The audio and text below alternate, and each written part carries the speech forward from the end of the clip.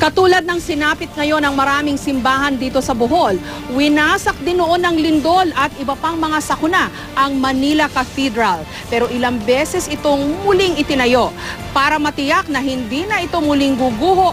Puspusan ngayon ang pagpapatibay sa Manila Cathedral. My report, si Tina Panganiban Perez. Ito ang loob ng Manila Cathedral ngayon.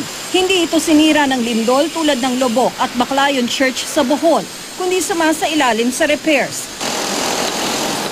Kung tutuusin, 432 years old na ang Manila Cathedral.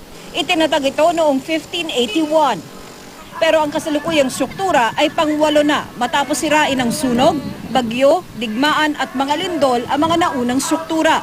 Ang strukturang ito ginawa noong 1958 at 55 years old na. Nung earthquake nung 1990, nag-sway daw yan eh. Pero mabuti, nakabalik, no? Nakabalik. Dahil kung hindi, baka bumagsak sa building, sira yung katedral, no? Nitong 2002 naman, hiningi raw ng mga parokyanong ibalik sa simbahan ang 7 malalaking kampana nito. Ang kabuang timbang ng mga kampana, 17 tons. Ang ginawa ng bell engineer, ang inuna niyang patugtugin yung maliit muna. Pero yung maliit pa lamang, yung nagsisway na siya, nagsisway na rin yung bell tower. Kaya yung mga trabahador sa takot kasi parang intensity 7 na daw yung lakas eh. Nadiskubre ring ampaw pala o hindi maganda ang pagkakasemento ng columns sa bell tower. Mabuti na lang daw at di ito gumuho noon. Pero noong nakaraang taon, may mga nakitang bitak sa simbahan dahil sa pagpasok ng tubig sa mga materyales nito na nagparupok din sa mga bakal nito. Pinasuri ang cathedral sa isang structural engineer. Kakaunti lang naman daw ang mga tinatawag na structural cracks na napagdikit na raw ngayon. Sinabi niya, safe naman yung cathedral para sa earthquake. Pero based doon sa, sa bagong building code, dapat may allowance of safety. So halimbawa, kung ay yung strength ay ang safe na strength na kailangan ay 1, dapat doblehin 'yon. Para patibayin ng mga beam at column ng cathedral, binalutan ng mga ito ng carbon fiber para ang semento maging kasintigas ng bakal. Pinaayos din ang bell tower. Ang mabibigat na kampana, ibinaba at inilagay na lang sa isang ground belfry.